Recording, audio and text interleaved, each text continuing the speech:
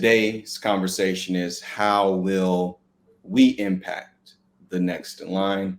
And we have this amazing panel in front of us to really give us their perspective on the industry. I know a lot of entrepreneurs of color are trying to figure out how do we navigate this new system of ours, especially even with the pandemic and our stories getting out there and the additional support that's coming into play. So we'd like to get started with the panelists with first an introduction. And with your introduction, we want you to talk about, introduce yourselves, your backstory, and how will you be, what are you guarding with for the next in line? An example of that is I'm Sebastian Velmont with Inclusive TV and ReCIRC, and I'm guarding with love, knowledge, and conviction for the next in line to take the lead and keep the lead in inclusive generational wealth and really building a legacy. And with that, I'll pass it on to Chanel. What do you, please introduce yourself and let us know what you're guarding with. Good afternoon, everyone. Thank you for having me. My name is Chanel Dennis. I am a private wealth advisor at Goldman Sachs. I am guarding with hope. I am guarding with faith in the skills and ability and just ingenuity of our communities. And I'm guarding with a very firm belief that all of that faith and all of that ingenuity that has carried us this far will be what really forms and shapes the next line. So thank you for having me. Thank you. Alan, please introduce yourself. Hey, what's going on, folks? Akwaba, welcome. My name's Alan Kwabena Frimpong. I am currently in Inglewood, California, but I'm from Jersey City, and my people are from Ghana and West Africa. Personal pronouns he, him, his. I am the co-founder of Zeal. We're actually based out here in Inglewood with our roots in Brooklyn, New York. We're a creative studio cooperative for Black artists across the diaspora. And I'm also the co-founder of Reclamation Ventures. It is a youth building effort supporting the reparations movement in the United States by building a culture of repair. And yeah, I'm guarding with my ancestors right now with love, joy, abundance, and grace for the next in line to take the lead in healing and liberating ourselves from the legacy of slavery and also capitalism in this nation and also its impact globally. So want to keep continuing to be in community with all of you. And so just really excited about the panel to talk about community wealth building strategies and the ways that we continue to cooperate in supporting one another to build through our material realities that we deserve and we desire. I appreciate you. Thank you for coming. Thank you for joining us. And last but certainly not least, Nicole. Hi, thank you so much for having me. It's an honor to be here. My name is Nicole Cardoza. My pronouns are she, her, hers. I am a magician, an entrepreneur, a speaker, and an author. Most of my work is housed underneath Reclamation Ventures, which is a venture studio that incubates and supports really incredible organizations committed to health and racial equity. We also have a fund that invests in diverse leaders, making wellness more accessible. That's great. That's great. Well, thank you all for being here today. I'm very excited to hear your stories. And I mean, everything is wrapped around these days when it comes to funding. We have to keep in mind the pandemic. We have to keep in mind systemic racism. We have to keep in mind the misinformation that's out there. But the thing that a lot of entrepreneurs are really craving is how do we actually secure this funding? So those are the subject matters we're going to be exploring today as we talk. And as we talk about the pandemic, we'll definitely love to hear all of your perspective of one, first of all, hope you and yours are safe and healthy out there during these times. But we definitely would love to hear from even a business and an organization standpoint, how have you all been impacted by the pandemic? And what is your perspective on some of the negative impacts that entrepreneurs of color that you've seen have endured, on top of what are some of the positive impacts that you've also seen? So with that, we'll start it off with Alan. For me personally, as a Black entrepreneur, navigating this space and time, definitely has had its host of challenges. About 2 years ago, my dad had a stroke, and I immediately found myself in a caregiving role for him, and navigating his caregiving along with my sister back in Jersey, and then trying to figure out how to operate two businesses at the same time is no small feat. The caregiving itself is, I learned a job within itself, but I think the role of caregiving, what I learned even in that endeavor, in my relationship changing with my dad, is a lot of the learned skills, talents, and also intuitions around intimacy around care got transitioned over into running my two businesses too. My dad is a very stubborn man, and I learned I too can be stubborn.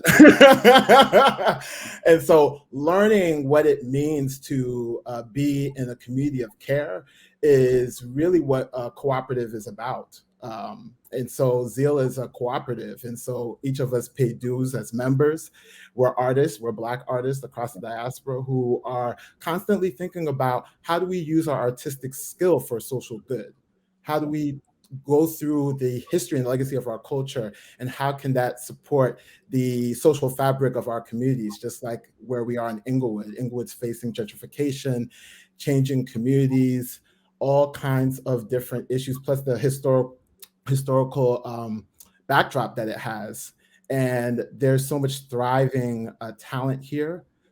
Just with the advent of, you think about Insecure and all of the new artists and visual artists and performance artists that are here just in the South LA area alone.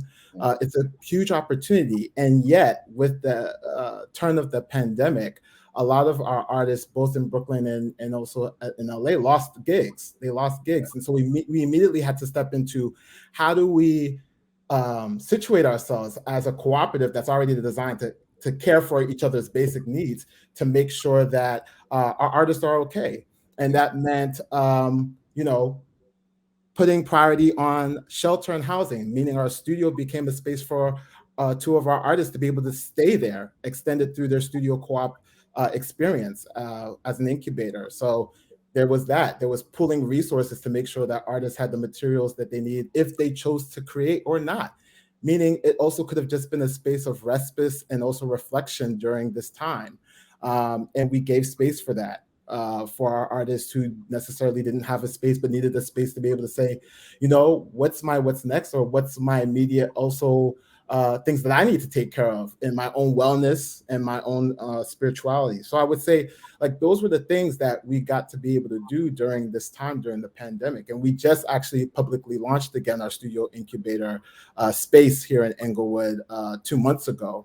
And it's doing quite well. But those were the things that we started to be able to begin to grapple with and navigate. But the central theme was around care. How do we take care of the basic needs of those who we are in solidarity and working with? That's beautiful. Now, thank you for sharing that, and appreciate showing that personal insight based on your family experience and how you apply that to your business, which those learnings, those teachings travel, and that's what we pass along to the next in line. So we definitely appreciate you sharing that story, Alan, and hope everything is well with your father right now. So no, thank you for sharing. What about yourself, Nicole? Similar in many respects, like navigating being an entrepreneur and being a daughter, being a sister, being a friend, in a really tense and tenuous time. And I don't think that, we're still in a pandemic, and I know that we still have a long way to go, I think, to define our new normal, or recreate the world that we want to live in. And I think with all of those challenges, there's also a lot of opportunity, especially for entrepreneurs, because I think that the pandemic was in the racial reckoning that we went through at the same time, was really a wake-up call to recognizing that the systems that we have in place were not designed for us. They were not built for us. And it's long overdue that we change them. that perhaps we stop relying on these systems to care for us. And like Alan mentioned before, like really investing in each other. And so I've seen the incredible organizations and initiatives thrive from rallying their communities in the absence of, other institutional funding or structural support that we might be able to rely on. I've seen people take big leaps, maybe out of necessity, because they lost their jobs, because they have the opportunity, the time and space, for better or worse, to try something new. And so that gives me a lot of hope and courage that we can fortify ourselves and rebuild what we want. I think as Black people, like that's what we know. We are inherently creative. We are inherently world builders, world shapers, culture shapers. And I hope that we continue to take this initiative to challenge and reimagine what's failed us in the past. Exactly. That's wonderful. Wonderfully said. And definitely, even Chanel, can you really tap onto that question, but even apply it from based on you being in the wealth management sector? How have you seen businesses impacted, and how positively and negatively in the pandemic? Absolutely. Thank you. I first off, this real cultural and um, experience shift. I don't know that we've necessarily in recent memory been in a moment where everyone is experiencing something so significant at the same time. And so for me, I would consider myself and a company like Goldman Sachs a service provider to entrepreneurs like the others on the panel and to those in the audience today. And so as a service provider, when you're witnessing a seismic shift, you also have to shift and be agile in how you engage with clients and in how you provide the most acute and important service at that time, which may not actually be the service that your company was designed for. So in this time, I'm a private wealth advisor. I advise wealthy and emergingly wealthy individuals on how to invest their private assets. But at this time, private assets weren't necessarily the most important conversation to be having. Information became an incredibly valuable resource and commodity in this time. And so in addition to breaking down the barriers for what's important to people, because now we're all in our sweatpants, we're all on Zoom, we're all having these conversations. And so those inherent guide rails around what is appropriate and what is accessible were much more broken down. And in my business, that's quite valuable because in order to invest appropriately for someone, you need to really know what they prioritize and what's most important to them. I was also in a position to find out the questions that were most important to them. Is it about childcare? Is it about the future of work? Is it about misinformation around health and information in general? And how can I be a quarterback for the resources that a large firm with a broad reach like Goldman Sachs has and get that into the hands of my clients? And I think consistently those organizations that saw themselves as an agile resource and someone who could leverage where they had access in order to provide that access, whether that's around the pandemic, around racial disparities, around what's the new normal. Those were the organizations that gained credibility, and credibility is the new currency.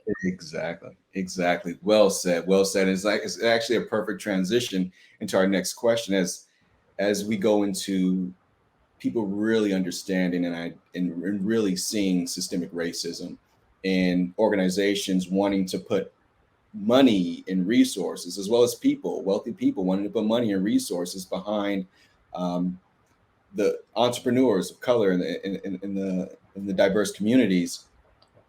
Do you really still, how successful do you see that was? And does it still have that same vigor that it had in the middle of the pandemic, or is it losing steam?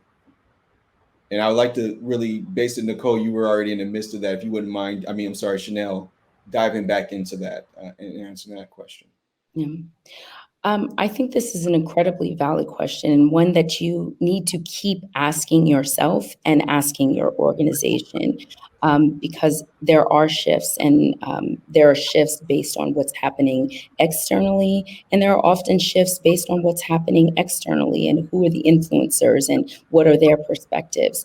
For Goldman Sachs, we made a very kind of clear and distinct commitment beyond just our fund for racial equity, but around our 1 Million Black Women initiative, in saying, okay, we've done the research, we know where there are gaps, and we know where there are resources. One space where there are very huge gaps and very limited resources that we feel will have a multiplier effect is around the investment in Black women across the experiential landscape. So not just education or funding for organizations or entrepreneurial efforts, which we were already doing through our Launch with GS program. We said, okay, you have to go deeper. You have to start at different points and provide different inputs. And so one thing that I do think is important is, at Goldman, what gets measured is what matters. That's what people remember, and that's what's consistent. And so it was very important for the individuals on the inside of the organization, in order to lend credibility and to fully get behind this, that our commitments were bold, that they were measurable, and that they continue to be a part of a discussion, which can also run the risk that as an organization, there will be voices that feel like, okay, haven't we already done this? Are we still talking about the Black women? Are we still talking about the race issue? Are we still talking about the LGBTQ community? But what we need to say is, honestly, are we still talking about stocks and bonds? Exactly. Are we still talking about venture capital? Are we still talking about raising funds? If those are the things that matter to us, and we've said that this matters to us, then we need to be very consistent in our approach on all things. And for those in communities where these corporations are very well established, I do think that that's a lesson learned and a key takeaway. Treat your initiatives, whether they're D&I or however you want to phrase it, or just around how my career is going to progress or how we're going to approach this new market.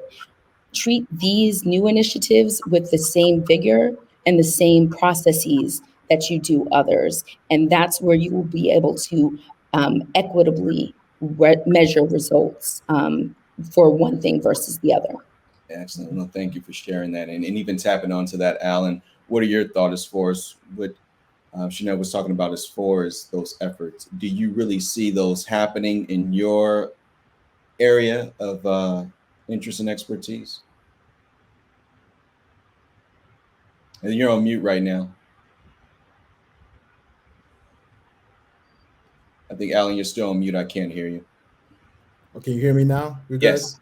Okay, I really appreciated what Chanel said, because one of the things that I recognize that even with these flashpoints of racial uprisings that have been going on in the United States, right, that have been the legacy of how this country was created, like Black and brown folks, as also was mentioned earlier, have always been creative, right? Have always figured out a way. And so being able to define and be clear about what success looks like, and also being very clear about the market that we're in and how we actually get to that success is really key and important. Because in the context of Zeal, right, our creative studio cooperative, I don't think that we would have been able to make those pivots during this time had it not been us being clear about what our end goal is. And as a cooperative, really our end goal is to ensure that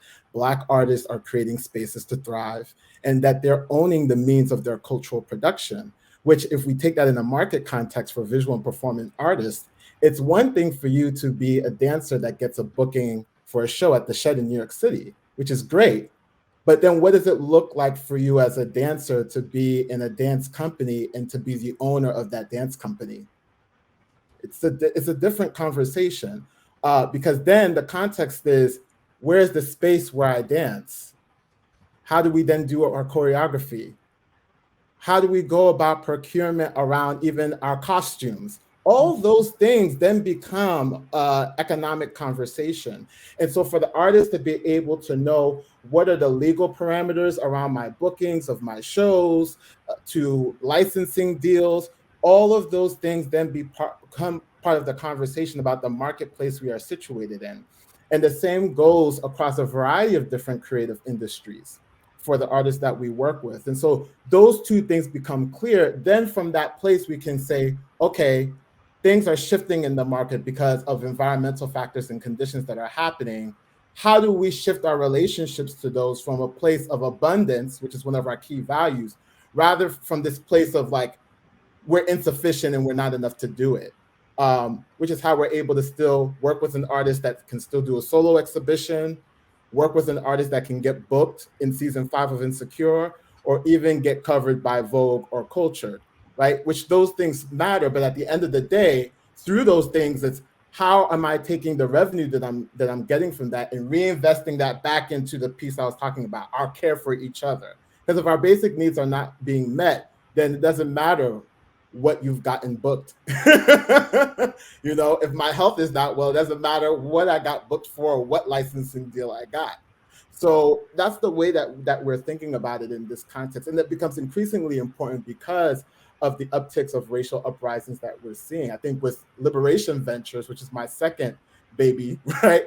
A lot of our conversation in the context of care is around how are we sustaining and looking at other nonprofit organizations that are Black-led, who are sustaining themselves in order to achieve a policy and systemic win, which in this case is really huge because we're talking about the reparations, right, through the legacy of slavery and settler colonialism of this land. So now we have to have honest conversations about money, not from a place of charity, but a place of investment, that you actually deserve to imagine what a world looks like with different material and economic conditions through really viable, tangible ways. Look at Evanston, they're looking at housing as a creative, sustainable measure.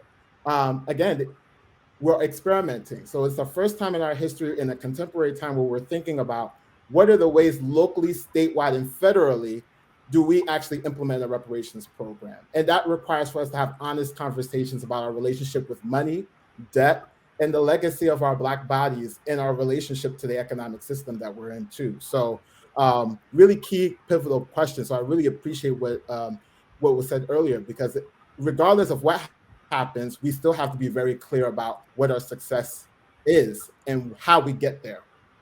Exactly. No, thank you both for sharing that. And what about yourself, Nicole? What would you add to it?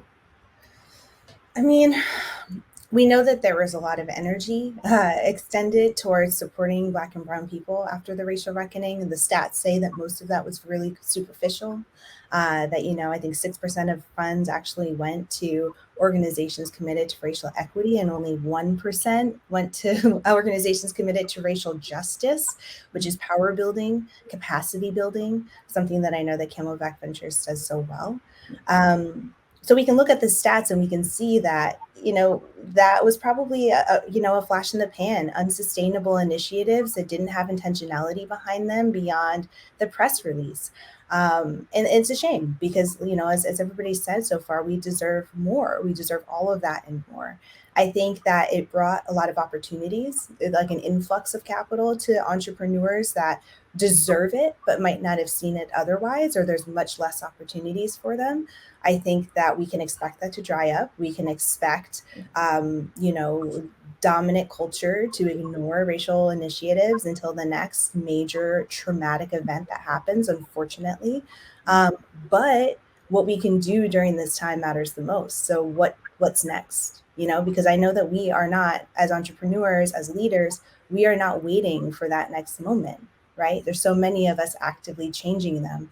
And so again, I just think about what can we do as a community to continue to uplift each other and support each other instead of waiting for dominant culture to catch up. Exactly. I mean, and let's dive into that. So, like you just said, what can we do? How does our community come together to fund, to build?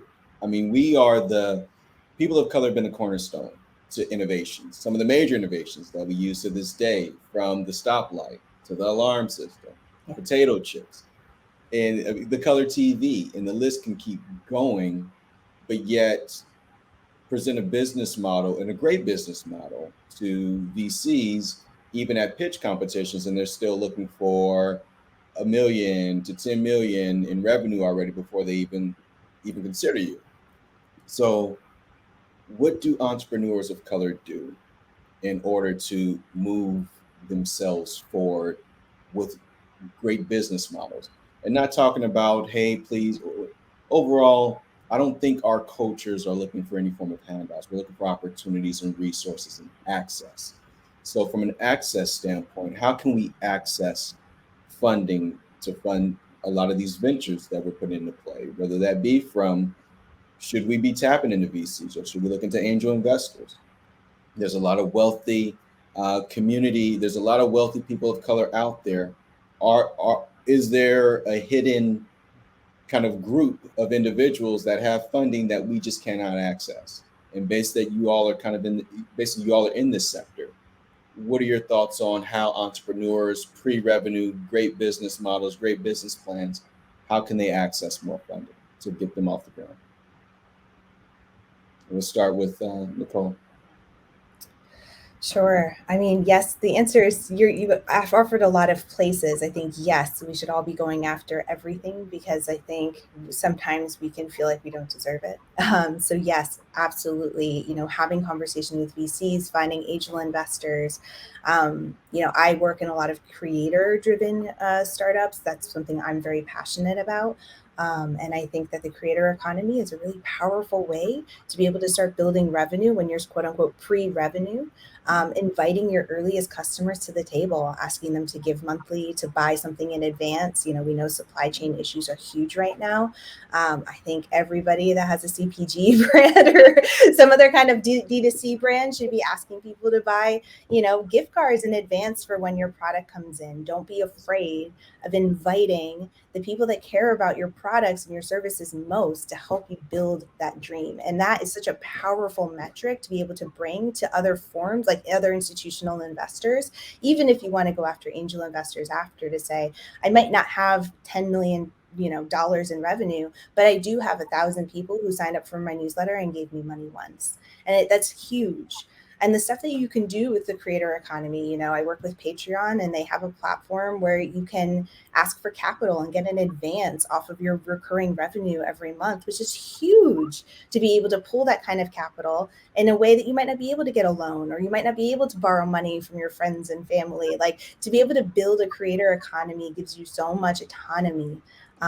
There's also so many new emerging business models that I think can really help people too. I'm really passionate about NFTs and how the Black community in particular are using them to give ownership and to generate revenue early on with a JPEG, a couple of pixels and an image, in a way to make your community feel like they're a part of something.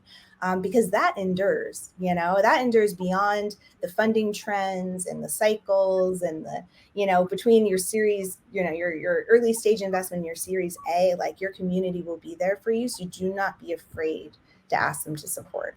Exactly. This should be a masterclass right here. I'm taking notes myself. Hold on. NFTs. What else you saying? Let me No, I mean, that's amazing. That's excellent insight. We appreciate you sharing that. And what about yourself, Chanel? Yeah, I think that one, we need to get very intentional about starting with the end in mind. And that doesn't mean the end of what your entrepreneurial venture or what your passion project needs to look like, but it does mean setting very specific outcomes and working towards those outcomes. And I know that there are resources that are aligned with some, let's call it situational or temporary experience, that of the racial reckoning or that of the pandemic. But in the end, a lot of what we're doing is responding to structural needs of how we live our lives today. And because we are people of color, people want to place a stamp on the value of that that's associated with being a person of color. And that's not to say that does not exist. That does exist, and that's a valuable aspect that is an additional input. But I think that we can often allow ourselves to remain in the box that has been created for us. And so I thought a lot about this question when we were thinking about the power of a Black-owned brand and supporting a Black-owned brand. And what happens when that Black-owned brand gets acquired, and the conversations that we now have around what does that represent and what does that mean, when that was the entrepreneur's end game, that was their step in this process. And we as a community, I think, if we have a broader, more expansive understanding around the landscape of investment, around a product development, around the growth of businesses, around the multitude of impacts that shift what a company or a project's trajectory can look like, there will be much more willingness to do that stretch. Because obviously, as everyone has mentioned already, where stretch is not something new for people of color. Stretch is how we exist. Stretch is how we've survived. And so that's not a skill set that needs to be taught. But I do think that there's a gap in our line of sight. There's a gap in where we have access and where we can see. And this concept of access as as something people give. Access, you access things that are of value to you. And so I think that there are many barriers that make people think that, oh, this brand or this developer or this entrepreneur has less value because of X, Y, or Z reason or existing stereotype. Really, what we need to be doing is working around, working through, breaking in some cases when we're working with allies who are friends to us or aligned with the program. That's when we can break down those barriers. But in the end, while it's just us for us, we need to be working on workarounds. And for those who have made it to the other side, I think that these types of conversations are really how we expand that vision. Thank you. That's well said. Thank you very much for that. And what about yourself, Alan? Yeah, I really appreciated what Nicole started with earlier, and just given your recent comment, Chanel, maybe an additional dimension that I would offer to this piece as Black brands expand and whether they get acquired or bought out or merge. Really this piece around at the end, what is the community benefit in the reinvestment? I keep going back to that, but I feel like it's really key. And I've looked at it from two different vantage points. For Reclamation Ventures as a nonprofit startup, one of the questions that I've constantly been in with my other co-founder, Aria Florent, who's just been brilliant at really cultivating a development strategy, is at the end of the day, as we're fundraising and we're working with funders, high net worth donors, it makes me think about the earlier panel this morning around social currency and social capital. Like, based on our approximation to those folks, what is the reinvestment back into the reparations ecosystem to sustain the groups who are ultimately trying to win on reparations? If we can't answer that question with integrity, then it means that there's something up in terms of the way in which we're doing our development work that is self-serving then for us. If we can't answer the ecosystem question, we're fundraising for who and for what reason? And so I think it addresses this kind of tension that comes up in our community when folks blow up, right?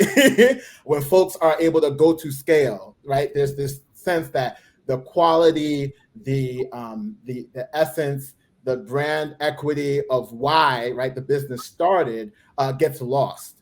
And I don't think that necessarily needs to happen if we consider the workarounds with that end in mind. And with Zeal, we have a very opposite story where we didn't start off with all of those relationships. We had literally 8 of us. And it's like, we're putting in $25 and we started with $250 each. And we went to Indiegogo's happy hour and was like, can you waive the fees, man? And they were like, yeah. And we started with $2,000 and a postcard booklet featuring 5 Black artists. And that's how we got started.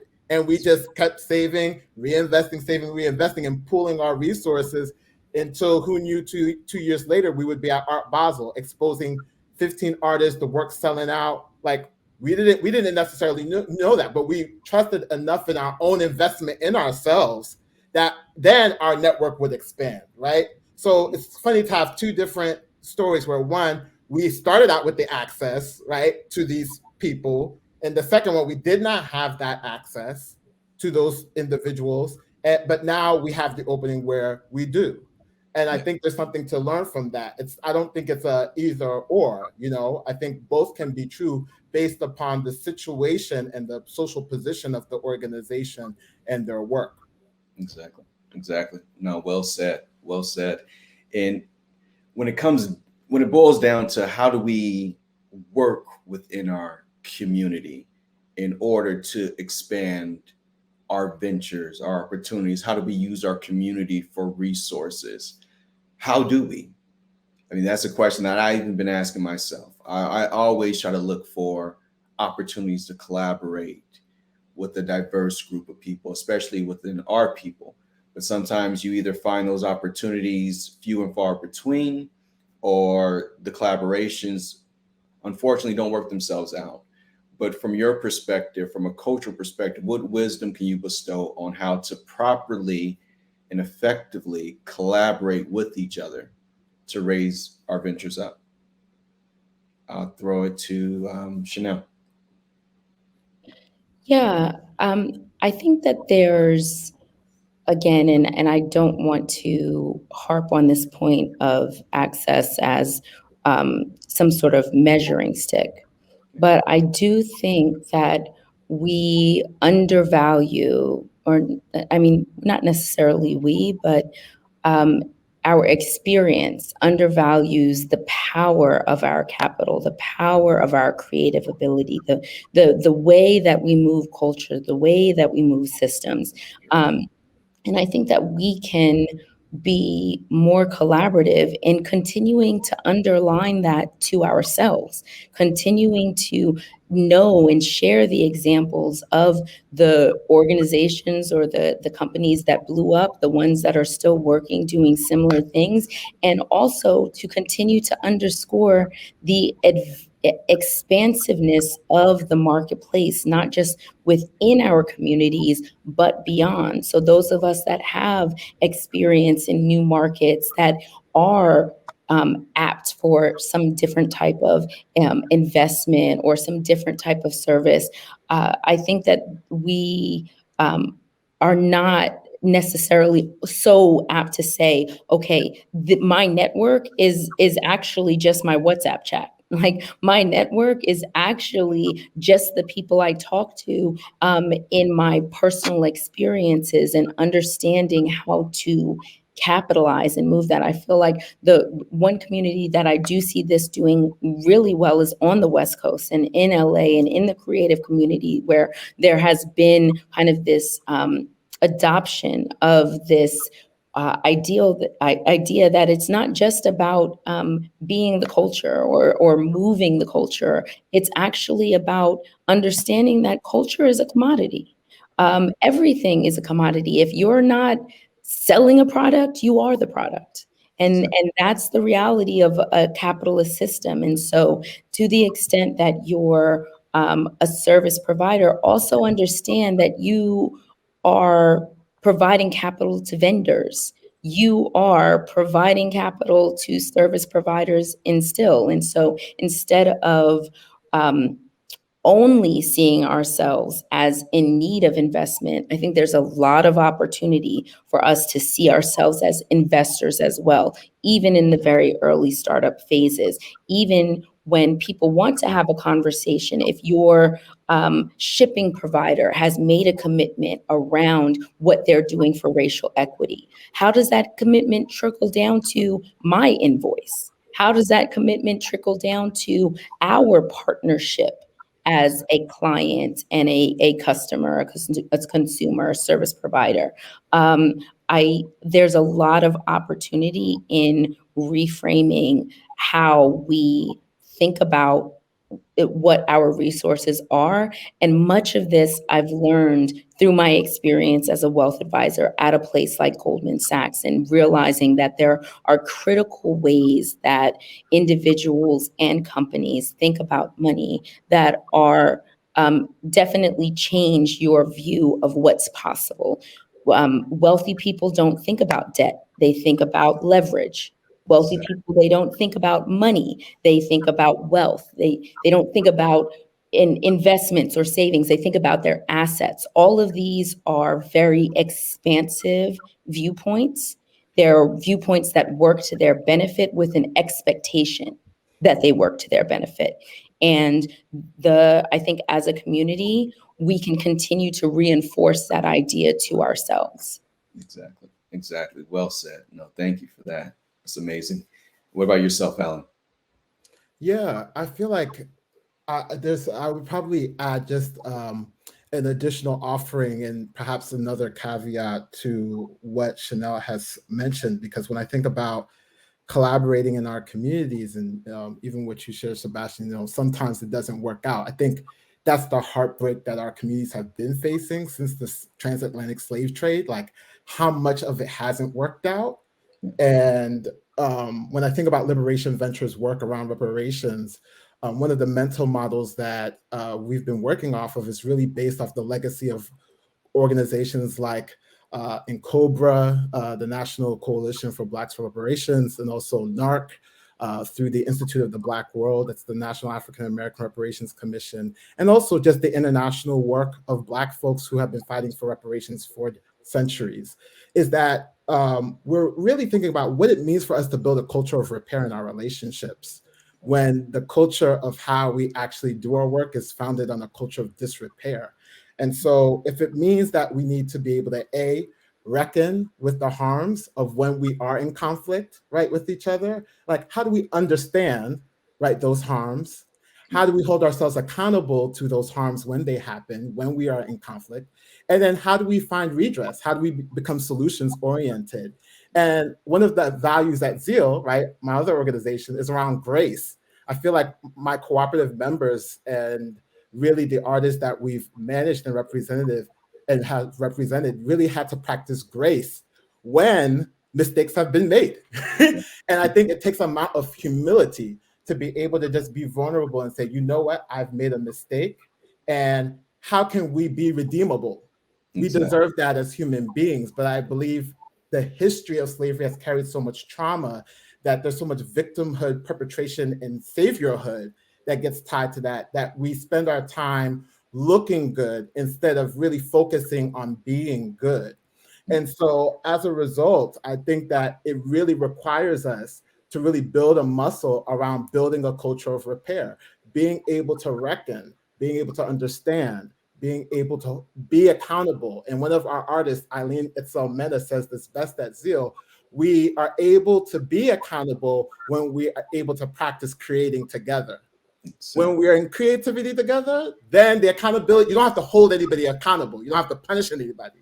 But when we're able to practice actually what it means to collaborate and then learn from each other and be graceful in that, then, we can fly in V formation, like as birds do. So I think, to me, that's really a key point to collaboration. And our people have a history of doing this. The Free African Society, during the time of the yellow fever, was literally buying people out of slavery and taking care of white folks when they were dying in Philly in the 1700s. So our folks have a history of not only surviving, but I think in this moment, in this economic context, there's a real opportunity to think about what does it mean for us to thrive? And I feel like much of our conversation has been about what does it take to thrive in a capitalist system, whereas Chanel has already said, not only are we the products, but how do we shift our relationship of being the products, but also investing in our own imaginations? And I think that's the transition that we're finding ourselves in right now.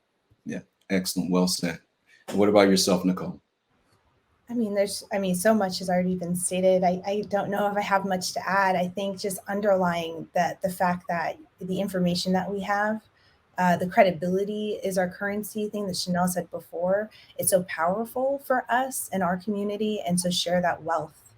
You do not have to be an angel investor to invest in somebody else's business. You do not have to be a multimillionaire to be able to make an impact. Like uh, if you're going for an application, if you're applying for a grant, share that with your friends without being worried about where that impacts you. If you've learned something new, if you can write a newsletter, write a newsletter. If you can post on Instagram, whatever you can. Don't underestimate the power of sharing the knowledge you've collected along the way, because that information is oftentimes limited. But I also want to call in the white people in the room, because I think we're talking a lot about what we can do in the context and the confines of white supremacy. And so I just want to reiterate, if you're listening to this and you do identify as white, note what you can do, not just to invest in a Black founder, but what can you do to actually transform the landscape, because we are committed in investing in each other, and you can help to elevate that. A lot of the confines that we're working in are the confines of white supremacy that we did not create. And so as much as we can do around each other, it is not our responsibility to change the space that we didn't build, right? It's not, we can reimagine this system, but y'all have to be accountable too. Exactly. No, definitely well said. And I appreciate you all and sharing your insight and your thoughts. And we are coming close to 3 minutes before this amazing meeting concludes. I feel like I was rushing through the process. Would love to just really sit with you all and just really just hash out so much, because there's so much golden nuggets coming out of this conversation. So as we kind of wrap up to these last 3 minutes, we'd love to kind of just make this an open forum for you all to say anything that's on your mind, kind of 1 minute each, about whatever wisdom that you will bestow or pass along to the next in line, on how to build a new idea of generational wealth and legacy. We'll start with you. Alan. You know, I really do appreciate this conversation and the various different viewpoints that we're bringing to the conversation, because I feel like that is what it's going to take for us to to engineer a new out of our current circumstances. Yeah. And it's really going to take imagination and creativity. You know, I feel like that's one of my major takeaways. And in the conversation about generational inheritance, it's I feel like a prerequisite. Because when we're asking ourselves, what are we inheriting? It's also how are we then becoming benefactors, you know, and how are we receiving, and how are we able to be prepared to receive what we are then going to be investing in, and what we're going to be the investors of. And so if we're creating these new infrastructures and new ways of being, of how we think about business and how we think about economy, it really means we get to ready ourselves for what we truly then deserve in our communities, and how us as entrepreneurs then think about all the things that we just shared today, our credibility, our social good. All of those things then define what our impact looks like. And I believe that in creating generational inheritance, then we get to redefine those things in a way that haven't been before. And so I really think that that's one of the major takeaways that I'm getting from the panel. And my hope is that also we all just stay connected, you know, and we're able to build deeper, which I'm sure that is going to happen, and with folks in the audience too. And I really want to lastly say I appreciate, Nicole, you for just putting the call out to white folks, because I think overall there's a way that we all have to hold ourselves accountable, but really also there is that legacy of white supremacy that also impacts our approximation to wealth to even be able to have conversations like this.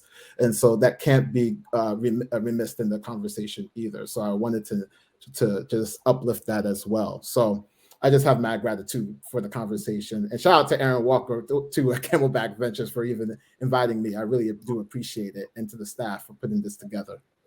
Excellent. Well, no, thank you for that. Thank you for that. And what about yourself, Nicole? Whew, I mean, just grateful to be sitting in this and holding space for this because we have such an opportunity. I mean, we are inheriting the opportunity to define our future. We will not have a future if we don't take this initiative today, right? Exactly. And so we are not inheriting a future unless we create it, unless we define it, unless we decide how it's going to look and how we want to show up and how we want to hold space for one another. And so know that you're listening to this and you're excited about starting something or even feeling dread or the doldrums of running something, like know that whatever you're doing is far more powerful than you might seem. If you are challenging structures and systems, if you are redefining how you show up for yourselves in your community, that is more than enough. Don't feel like you have to be on your Series A and you have to be following the constructs of investments and funding that's been laid out for us that was not designed for us. It is really incredible if you decide to dismantle that entirely. And there's people that are here that are excited about supporting you with that. I think that's what Camelback is all about. I know that y'all are already doing this in your work. And so don't get discouraged because if you are taking the opportunity to change tomorrow today, that's enough. Exactly. Well said. Thank you for that. And to close it out, what about yourself, Chanel? Yeah, again, thank you so much for this opportunity. And I just offer encouragement and an open ear to anyone in the audience today that has found any value in what we've shared. What I feel is most consistent and most important across wherever you are is look at the flexibility, look at the opportunity to shift your mindset. And just a real kind of simple point of suggestion is pull out a thesaurus. So for every situation that you think is one way or another way, there's so many other ways to describe it. And so, for example, we talk a lot about community and this obligation to community reinvestment that is very specific to our communities of color, our communities that have felt underrepresented or under-resourced. But that's also sustainability. It's not just about being committed to the community, it's about the community being committed to you. And so if I'm pitching a very sustainable outcome. I'm pitching something that is very well built and has a natural network. There's a lot that can be reshaped and reframed for those who are entering into those spaces where you feel you might be have less resources based on how you may be viewed. There's a way to kind of shift that view that I think is really powerful. And the last point that I would say is for everyone to ask yourself the but for question. I always ask myself, but for Chanel, how does this turn out? But for my organization, how does this outcome shift? But for my community, where do we land? And that is your value proposition. That is where you start, that is where you finish, and that is where you bring people to you. And I know everyone has a but for statement that I know a lot of us would be willing to support. Excellent. Well said to all of you. I'm going to give you all a round of applause just for showing up, being here, sharing your wisdom, sharing your story, passing along this knowledge for the next in line. And we thank you. We thank Camelback Ventures for putting this all together and bringing this amazing panel together. And with that said, go out there and seize the moment and create a legacy for the next in line. So we thank you. And logging out. Enjoy the rest of your weekend, everybody. Or enjoy the rest of your week, everybody. We just started.